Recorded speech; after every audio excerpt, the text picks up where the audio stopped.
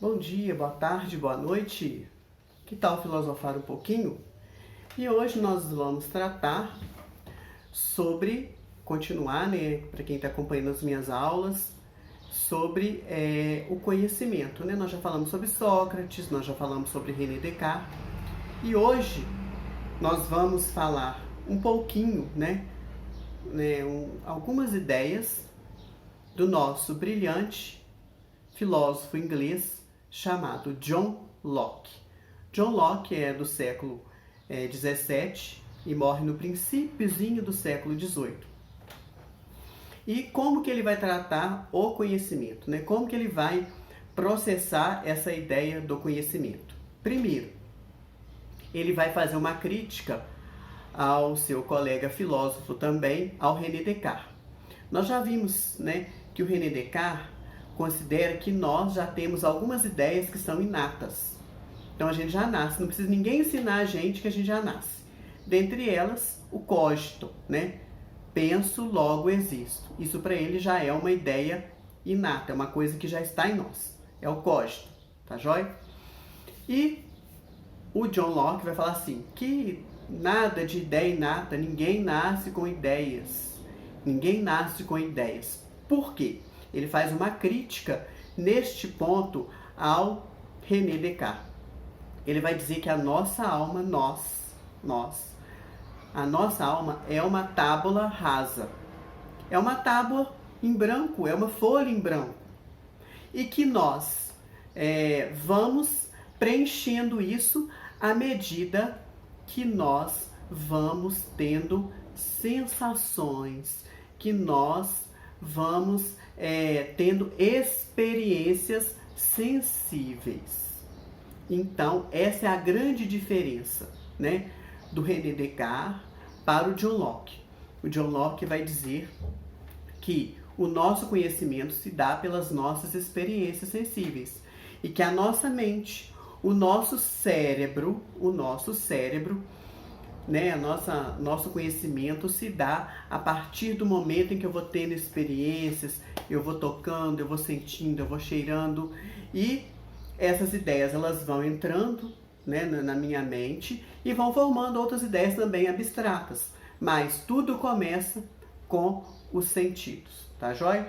E aqui no meu caderno eu anotei duas coisas assim que eu não posso deixar passar na aula de hoje. Eu anotei justamente por causa disso. Eu não posso deixar passar. Ele vai falar que nós formamos ideias. E essas ideias vêm a partir das nossas experiências, tá? Das nossas experiências. Mas ele vai enxergar duas fontes de ideias. A primeira delas é a sensação. Então, o que é a sensação? É aquilo que vem do exterior e que afeta a mim. Por exemplo, né, eu peguei aqui, eu estou com um controle remoto na mão. Isso aqui é um controle remoto. Então, suponhamos que eu nunca tenha conhecido o controle remoto. Agora eu tenho uma ideia. Então, é uma sensação que eu tive aqui, ó. Estou pegando, eu estou vendo, eu estou sentindo, né? Então, é só para exemplificar. Tá joia? E essa sensação, ela pode ser primária, que é o contato mesmo que eu tive ali, entendeu? Né, primária, e secundária, que é a parte subjetiva, né? Que é a coisa subjetiva. Por exemplo, a parte primária é o tamanho dele, ó. Ele tem um tamanho, nem todo mundo vai ver o mesmo tamanho. Mas tem a parte secundária, que ele poderia, eu posso pintar ele, né? Eu posso pintar ele de rosa, ele pode ser, né? São características que são subjetivas deste tipo de controle aqui. Que existem outros controles, né? Existem controles de tudo. Deu para entender? Ficou claro? Então, a primeira fonte das ideias são as sensações. A sensação, que pode ser objetiva ou subjetiva também, né? Ela acontece das duas formas ao mesmo tempo. Então, pela minha sensação, eu começo a ter ideias. E partindo da sensação, tem uma segunda fonte de ideias, que ele vai chamar de reflexão. Gente, olha, eu tenho a sensação e depois a reflexão. O que é a reflexão? É a parte interna. É eu, depois que eu tive a experiência, como que eu vou formar a minha ideia. Como que eu vou formar a minha ideia? Tá joia? Deu para entender? Tá bem claro? Olha, duas fontes de ideia, a sensação e a reflexão. Por exemplo, a reflexão. Aí eu posso formar um conceito. Existe uma coisa chamada controle remoto. O controle remoto serve para isso, isso, isso. Ou seja, eu estou fazendo uma reflexão a partir de uma sensação. Tá certo, gente? Então, essa é a teoria do conhecimento do nosso bonitinho aqui, ó. Desse inglês aqui, ó.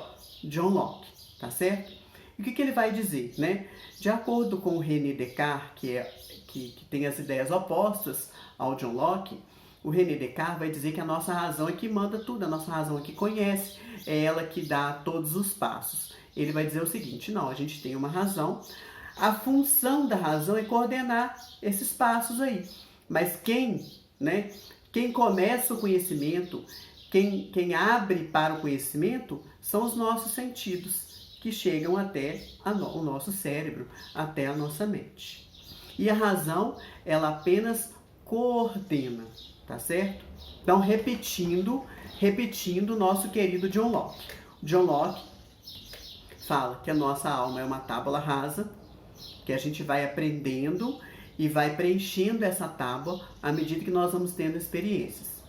Que as nossas ideias vêm pela sensação e pela reflexão e que a nossa razão coordena isso. Só que ele ainda vivia, né, num século, né, já era assim, o século das luzes, o século da razão, mas as pessoas ainda tinham um grande sentimento religioso.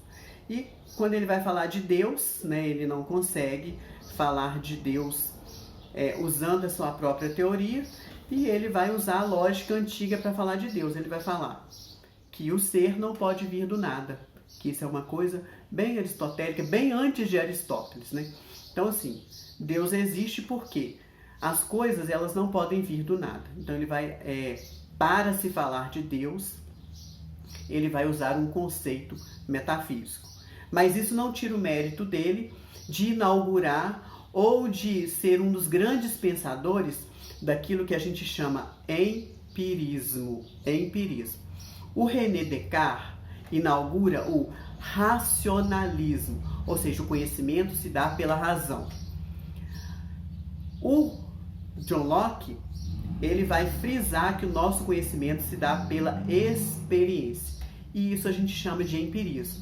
Então você que vai estudar o vestibular, que vai fazer Enem, que vai, ou você que está aí assistindo as aulas que já passou do tempo de escola, mas gosta de filosofar, gosta de filosofia, tem que ficar bem claro na mente de vocês o seguinte, que existe uma corrente chamada racionalismo e uma corrente chamada empirismo.